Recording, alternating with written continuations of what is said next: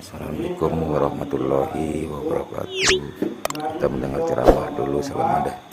Untuk berbuat kebaikan, berbuat amal, kemudian sholat fardu, dan alhamdulillah Allah dapat melaksanakannya dengan baik. Bapak dan Ibu yang hormati, kapan Ambo telah menyampaikan beberapa keutamaan dari bulan Ramadan. Bulan Ramadan merupakan bulan yang suci, bulan yang penuh rahmat, bulan yang penuh berkah, bulan yang penuh pengampunan. Jadi pertama Ambo menyampaikan keutamaan bulan Ramadan itu, salah satunya di bulan Ramadan itu diberikan oleh Allah seperti ladangnya amal ibadah. Jadi dengan disediakannya ladang amal ibadah itu Bapak dan Ibu, itu tadi pas itu Khairat itu diminta berlomba mengabulkan janjinya kepada kita bersama. Mudah-mudahan setiap barek yang menjadi nasi ya akan dilipat gandakan pada Allah. Orang yang memberi pembuat kepada orang yang berpuasa itu amalannya sama dengan orang yang menyanyi oleh itu orang yang berpuasa juga. Jadi seluruh amal ibadah dari amal Ramadan itu Bapak Ibu, kemudian ada orang menyampaikan kepada dilipat gandakannya amal ibadah itu.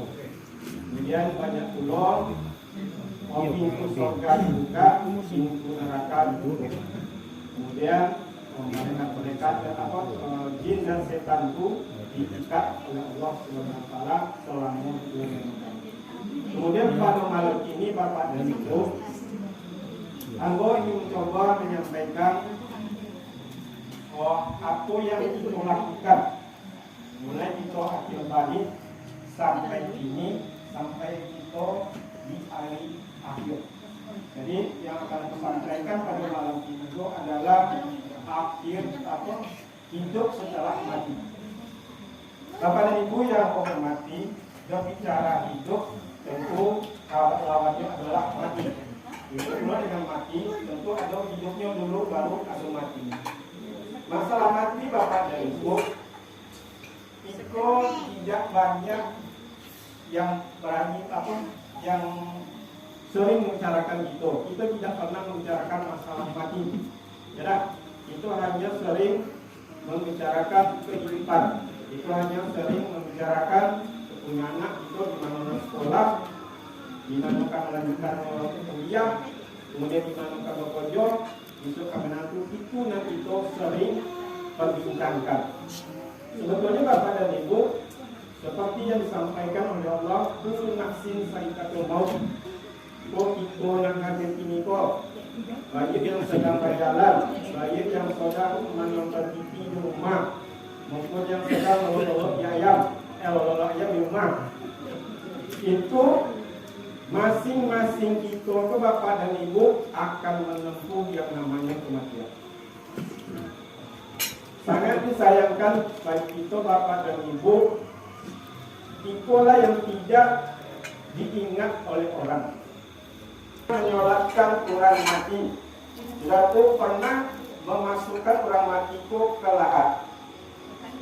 Tapi sangat disayangkan Bapak dan Ibu, peringatan Allah itu banyak yang kita lupakan, maka kematian itu menjadi sebuah candaan atau sorok.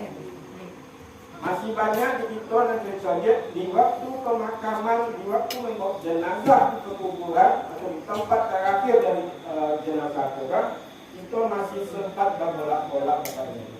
Bahkan sempat itu selfie. Itulah salah satu tanda kenapa kita lupa akan kematian.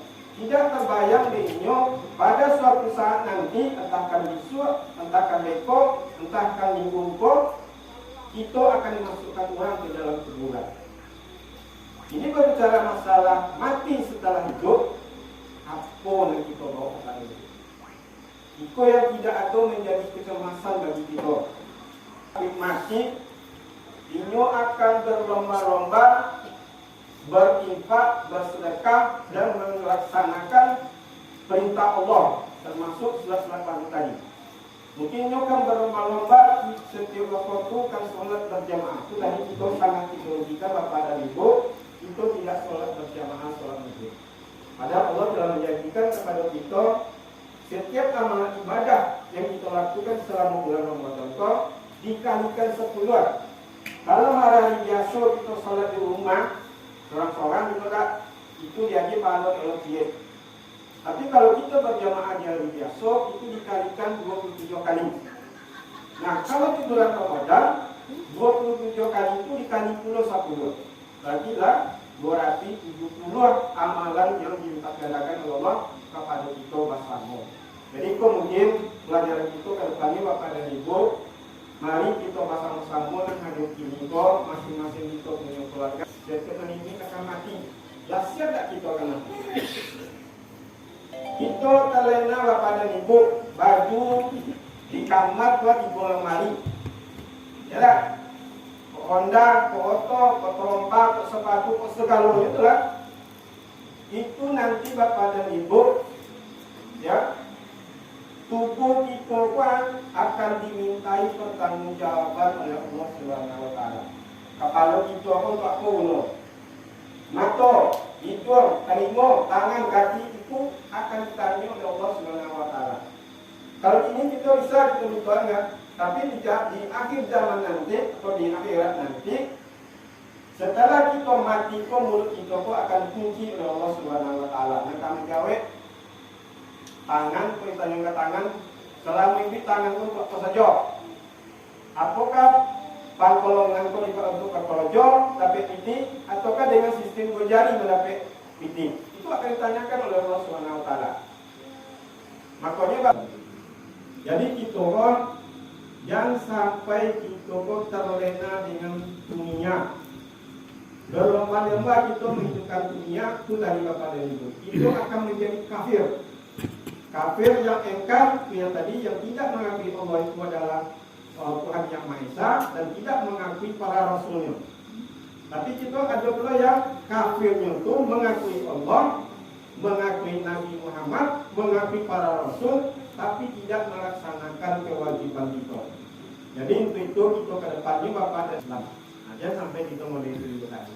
Jadi itu Bapak dan Ibu kepada anak muda yang mencatat, ya, mempersiapkan hidup kita untuk mati. Pertama sekali tentu kita meningkatkan amal ibadah kita. Kemudian momen-momen kita dengan seluruh anggota tubuh kita, terutama mata Bapak dan Ibu. Itu mata sangat bahaya banget. Mata lah yang menimbulkan banyak dosa. Ada satu kisah Bapak dan Ibu, mungkin kita pernah mendengar. Ada antara saudagar, ya, saudagar surau kita. Jadi pada kita disuruh babuku di pameja gitu, semen atau keramik gitu. Setelah kita babuku kita bisa sholat berjamaah di Allah. Assalamualaikum warahmatullahi wabarakatuh. Waalaikumsalam.